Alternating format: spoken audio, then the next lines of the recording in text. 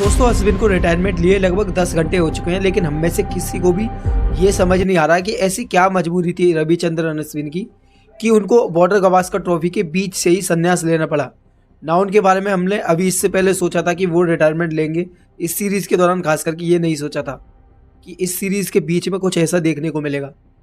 और साथ ही साथ दोस्तों अश्विन ने एक ऐसी बात कह दी जिसको भाई मतलब क्या ही बोलूँ। देखिए आमतौर पर क्या होता है जब कोई भी रिटायरमेंट लेता है खिलाड़ी, तो वहाँ पर हम लोगों को देखने को मिलता है या तो वो पहले ही बता देता है कि ये टेस्ट मैच मेरा लास्ट मैच होगा, या फिर भैया वो प्रेस कॉन्फ्रेंस में जाता है और बाकायदा वो जर्नलिस्ट से बात करता है कि मैं आज यहाँ रिटायरमेंट लूँगा वगैरह वगैरह, यहाँ मेरा करियर ख़त्म होता है, यहीं से मैं अपने करियर की ख़त्म करने की शुरुआत करता हूँ। और इसके अलावा वो जर्नलिस्ट के क्वेश्चन के जवाब देते हैं कि आप क्यों लेना चाहते हो रिटायरमेंट वगैरह वगैरह, ये सब चीज़ें होती है प्रेस कॉन्फ्रेंस में जाकर, ये सभी बातें होती हैं और इस तरीके से एक खिलाड़ी को रिटायरमेंट लिया जाता है। और या फिर होता है कि वो मैच के बाद रिटायरमेंट लिया जाता है और उसका फेयरवेल होता है, आपने अक्सर देखा होगा खिलाड़ियों का। लेकिन इस मैच में और अश्विन के साथ ऐसा क्या हुआ कि उनको इस मैच के बीच में रिटायरमेंट लेना पड़ा, और वो भी एक ऐसे मैच के बीच में जिसमें कि अश्विन खेल भी नहीं रहे थे।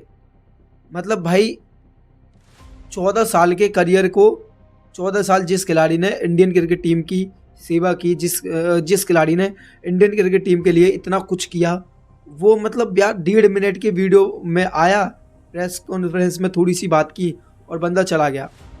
और सबसे पहली बात उस बंदे ने क्या कहा था मीडिया से कि मैं आप लोगों का ज़्यादा समय नहीं लूँगा। भाई ये एक इमोशनल वर्ड थे आर अश्विन के। आप लोग खुद समझ सकते हो कि आर अश्विन ने कितनी बड़ी बात बोली थी कि मैं आप लोगों का ज़्यादा समय नहीं लूँगा। आपने भाई टीम इंडिया के सेवा में 14 साल निकाल दिया, आप हमारी 1.5 मिनट देते हो और वो भी आप उसके लिए भी आप कहते हो कि मैं ज़्यादा समय नहीं लूँगा।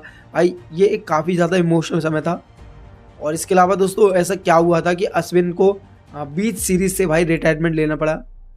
और देखिए एक ऐसा खिलाड़ी भाई जिसने भारत के लिए दूसरे सबसे ज़्यादा विकेट लेने वाले गेंदबाज हैं और सबसे ज़्यादा मैन ऑफ द सीरीज़ जीतने वाले ऑलराउंडर हैं और one of the best allrounder में से एक हैं। भाई अगर टॉप 5 या टॉप 3 ऑलराउंडर भी गिनोगे आप तो उनमें रविचंद्रन अश्विन का नाम ज़रूर आएगा और ज़रूर मिलेगा आप लोगों को।